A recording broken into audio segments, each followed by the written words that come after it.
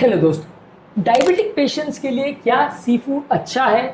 क्या sea food वो regularly खा सकते हैं? कौन से सी फूड्स खा सकते हैं और क्या प्रिकॉशंस उनको फॉलो करना चाहिए यदि आपको डायबिटीज़ है और आप सी फूड पसंद करते हैं? तो आज का वीडियो आपके लिए, वीडियो को एंड तक देखिएगा। टॉपिक पर जाने से पहले जो लोग हमारे चैनल पर नए हैं उन्हें रिक्वेस्ट करूंगा कि चैनल को सब्सक्राइब करें।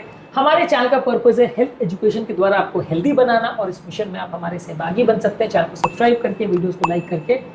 टॉपिक के दौरान कुछ इंटरेस्टिंग साइंटिफिक फैक्ट्स, कुछ प्रैक्टिकल यूटिलिटी की बातें, कुछ इंटरेस्टिंग स्टोरीज, हमारे ओपीडी के एक्सपीरियंस पॉइंट्स और हमारा फाइनल वर्डिक्ट आपको बताऊंगा, इसलिए बने रहिए हमारे साथ एंड तक।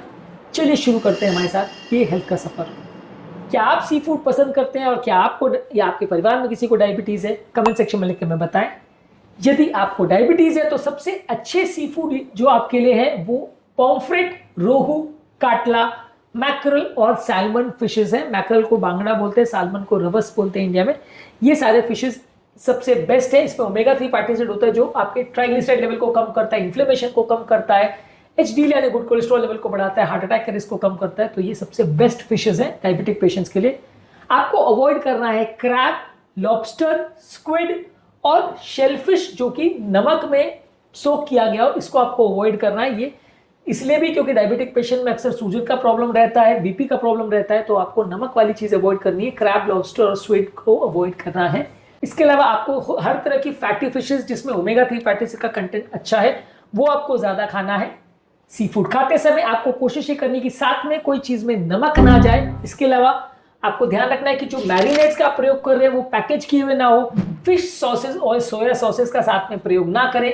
नमक के बदले नींबू, अदरक, लहसुन, हल्दी, काली मिर्च, जीरा, अजवाइन, सरसों, ये सारी चीजों का मसालों में आप प्रयोग कर सकते हैं। ये नमक के बदले फ्लेवर दे सकते हैं खाने को बिना ज्यादा नमक किए। तो क्योंकि डायबिटिक पेशेंट में अक्सर हाइपरटेंशन का प्रॉब्लम साथ में रहता है, तो ये सारी चीजें आपकी एक्स्ट्रा मदद करेगी। कुछ हद तक आपको सॉल्ट रिस्ट्रिक्शन मेंटेन करना है जो सी फूड के साथ जाता है। इसके बदले आप हर्बल सीजनिंग जैसे ऑरिगेनो, बेसिल और रॉक सॉल्ट का प्रयोग कर सकते हैं। ये कंपैरेटिवली नमक से ज्यादा हेल्दियर है और बॉडी में बीपी नहीं बढ़ाएगा, फ्लूइड रिटेंशन ज्यादा नहीं करेगा। इसके अलावा हार्ट हेल्दी कुकिंग ऑयल जैसे ऑलिव ऑयल, सिसेम ऑयल, घी, राइस ब्रान ऑयल और मस्टर्ड ऑयल का प्रयोग कर सकते हैं, लेकिन बहुत कम मात्रा में। बहुत ज्यादा मात्रा में किसी भी ऑयल का प्रयोग नहीं करना है, नहीं तो फैट्स ओवरऑल बढ़ेंगे। हालांकि घी के मामले में थोड़ी कंट्रोवर्सी है और ज्यादातर लोग इसको कुछ लोग अच्छा मानते हैं, कुछ लोग उसको अच्छा नहीं मानते।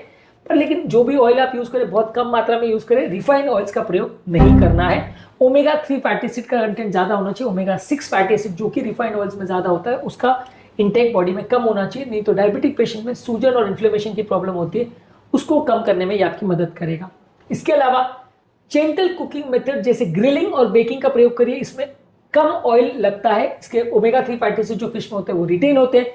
ये चार नहीं करता, ये उसको पूरी तरह जला नहीं देता, जिसकी वजह से टॉक्सिक कंपाउंड जो बनने का चांस रहता है ग्रिल किए हुए प्रोडक्ट्स में वो कंपैरेटिवली कम हो जाता है। डीप फ्राई किए हुए प्रोडक्ट्स अक्सर काले पड़ जाते हैं, ब्राउन पड़ जाते हैं, तो वो चार हो जाते हैं।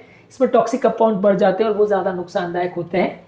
इसके अलावा स्टीम करके खा सकते हैं, वो आपके न्यूट्रिएंट्स प्रिजर्व करेगा, डाइजेस्ट करने में भी ईजी है और उसमें आप कुछ एंटीऑक्सीडेंट हर्ब्स का भी प्रयोग कर सकते हैं, वो ज्यादा मददगार है। इसके अलावा आप फिश को पोच कर सकते हैं, ये आपके प्रोटीन को सॉफ्ट रखेगा और एक्स्ट्रा फैट या ऑयल उसमें नहीं जाता है। इसके अलावा आप सी फूड को क्रिस्प बनाने के लिए एयर फ्राई कर सकते हैं, इसमें फैट ज्यादा नहीं जाता है, लेकिन ये भी कई बार चीजों को चार कर सकता है, तो टॉक्सिक कंपाउंड बन सकते हैं। आप अपने सी फूड को मैरिनेट करने के लिए लेमन जूस, अदरक, लहसुन, दही, हल्दी और विनेगर का प्रयोग करें। ये आपके ओवरऑल जो ऑक्सीडेटिव स्ट्रेस बढ़ाने वाले कंपाउंड्स है, टॉक्सिक कंपाउंड्स है, उसके बढ़ने के चांसेस को कम करता है। इसके अलावा शुगर और क्रीम वाले मैरिनेट्स को कम रखिए, नहीं तो आपके शुगर का स्पाइक बढ़ेगा जो कि डायबिटीज का कंट्रोल बिगाड़ सकता है। ज्यादातर ये एसिडिक मैरिनेट जो आपका फ्लेवर इंप्रूव करते हैं, फिश को टेंडर बनाते हैं और बैक्टीरिया को कम करते हैं, ये डायबिटिक पेशेंट्स के लिए काफी इंपॉर्टेंट है। इसके अलावा आप एंटीऑक्सीडेंट तत्व जैसे हल्दी, करी लीव्स, धनिया, लहसुन और ब्लैक पेपर को ऐड कर सकते हैं। ये बॉडी के इन्फ्लेमेशन को कम करेगा और ओवरऑल फैट्स के ऑक्सीडेशन को भी कम करेगा। खाने के बाद ब्लड शुगर लेवल्स को भी कंट्रोल करेगा, तो ये आपके लिए ज्यादा मददगार है। इसके अलावा प्लेट में सब्जियां, दाल, ब्राउन राइस, ये सारी चीजों को ज्यादा मात्रा में प्रयोग करिए। सिंपल राइस और मैदे की बनी हुई चीजें बिल्कुल मत लीजिए, नहीं तो वो आपके ओवरऑल शुगर लेवल्स को बढ़ाएगा और ज्यादा अनहेल्दी कॉम्बिनेशन हो जाएगा।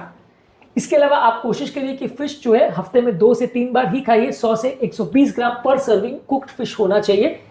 बहुत ज्यादा मात्रा में सी फूड खाने से आपका ओवरऑल जो कोलेस्ट्रॉल कंट्रोल है या शुगर कंट्रोल है वो बिगड़ सकता है। ओवर ईटिंग मत करिए, मर्क्यूरी टॉक्सिसिटी होने का भी चांस रहता है। फ्राई किए हुए और हेवी सी फूड को रात के टाइम ज्यादा मत खाइए, नहीं तो इंडाइजेशन की प्रॉब्लम भी हो सकती है। डायबिटिक पेशेंट में अक्सर प्रॉब्लम ज्यादा देखने को मिलती है। इसके अलावा जब आप फिश को पका रहे हैं तो उसको तब तक कुक करिए जब तक उसका फ्लैश ओपेक ना हो जाए और वो एक फोर्क से फ्लेक इजीली नहीं हो जाए, तब तक उसको पकाना चाहिए। कच्चा और अंडर कुक फिश खाने से इन्फेक्शन होने का चांस बढ़ सकता है, इसलिए उसको अवॉइड करिए। इसके अलावा सी फूड को रेफ्रिजरेटेड कर रखिए 5 डिग्री सेंटीग्रेड से कम में, जब तक आप उसको कुक नहीं करते, और 1 घंटे से ज़्यादा उसको बाहर नहीं छोड़ना है, नहीं तो उसके खराब होने का और उसमें इन्फेक्शन फैलने का चांस ज़्यादा रहता है, जो कि डायबिटिक पेशेंट्स के लिए, क्योंकि उनकी इम्यूनिटी ऑलरेडी कम होती है, नुकसानदायक हो सकता है। इसके अलावा थोड़ा सा नींबू और आंवले का जूस उसमें ऐड कर सकते हैं। इसमें विटामिन सी होता है जो कि आपकी ऑक्सीडेटिव स्ट्रेस को कम करता है, बॉडी के इन्फ्लेमेशन को कम करता है और ओवरऑल इसे ज़्यादा हेल्दियर बनाता है। तो आप इसको भी ऊपर से थोड़ा ऐड कर सकते हैं। इनमें से कौन से टिप्स आपको यूजफुल लगे कमेंट सेक्शन में लिख कर बताएं। आज के टॉपिक में हमने बात करी कि डायबिटिक पेशेंट सी फूड यदि खाना चाहते हैं तो क्या क्या प्रिकॉशन रखना चाहिए, कौन कौन से सी फूड आपको खाने चाहिए, कौन से नहीं। उम्मीद करूंगा कि आज के टॉपिक में कुछ नई बातें जानने को मिली होगी। जो लोग हमारे चैनल पर नए हैं उन्हें रिक्वेस्ट करूंगा कि चैनल को सब्सक्राइब करें। हमारे चैनल का पर्पज है लोगों को हेल्दी बनाना, और इस मामले में आप हमारी मदद कर सकते हैं। आपके कमेंट्स हमें जानने में मदद करते हैं कि आपको हमारा कंटेंट कैसा लगता है, प्लस हमारे लिए मोटिवेशन और इंस्पिरेशन का भी काम करते हैं। इसलिए वीडियोस को कमेंट करते रहिए, शेयर करते रहिए और हेल्थ के सफर में हमारे साथ आगे बढ़ते रहिए।